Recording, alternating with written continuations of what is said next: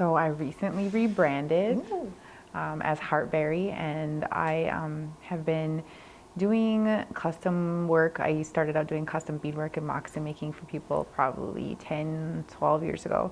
And that really transitioned into me teaching cultural arts, which then 5 years ago I started doing the Inspired Natives Project, which is a business capacity project for Native artists.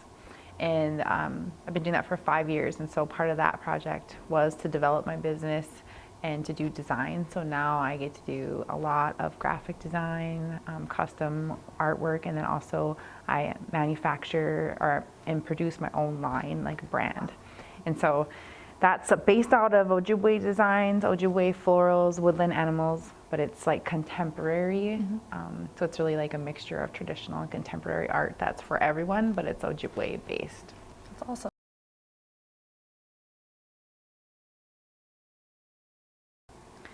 So I think that people, Native and non-Native people, love Native art and want Native art. There's a really strong demand for it.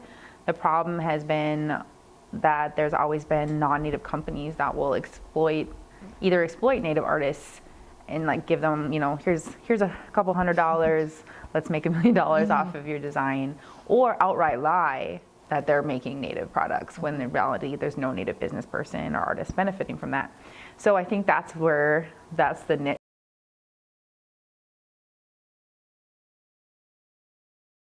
Like I said, I started out doing like moccasins and beadwork and just like regalia and quilts, just hustling and doing like that custom made work. And that's very hard to actually make money and to actually pay bills with. Like you just make a little bit here, a little bit there, and it's so much work and it's amazing and wonderful.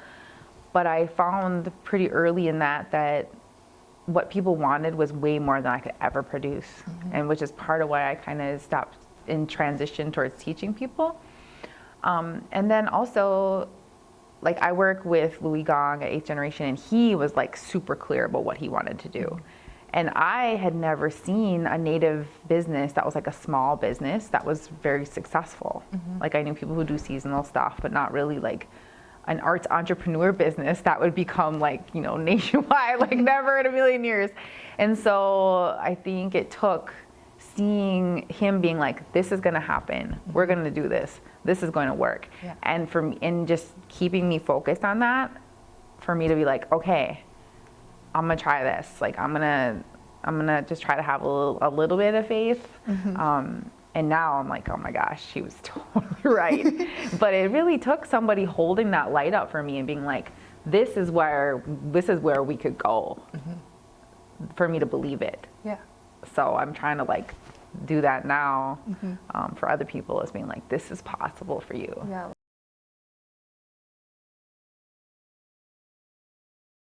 I think that because like I grew up watching sort of the casino grow, that I didn't ever see Native people doing what we have always done probably before this, was having our own way of bartering.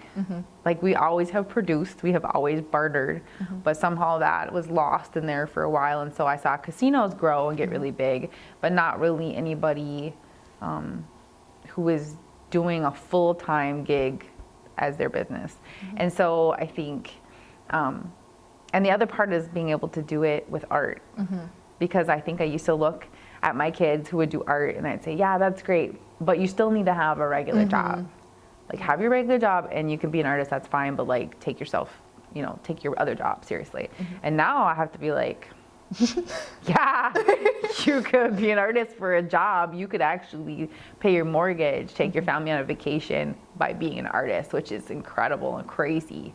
And I honestly had never thought it would go this far. Like if you give a woman $500, she will like turn that around like 400 times and feed her whole community with it. Like that's real. I think when you bring women up, you bring everybody. And I think when you bring in Native women up, you really are bringing up a whole community of people.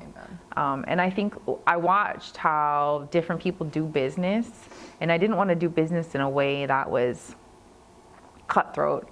I wanted to do it in a way that was still in line with my own values, which is community, which is that we all matter, that we all need to move forward.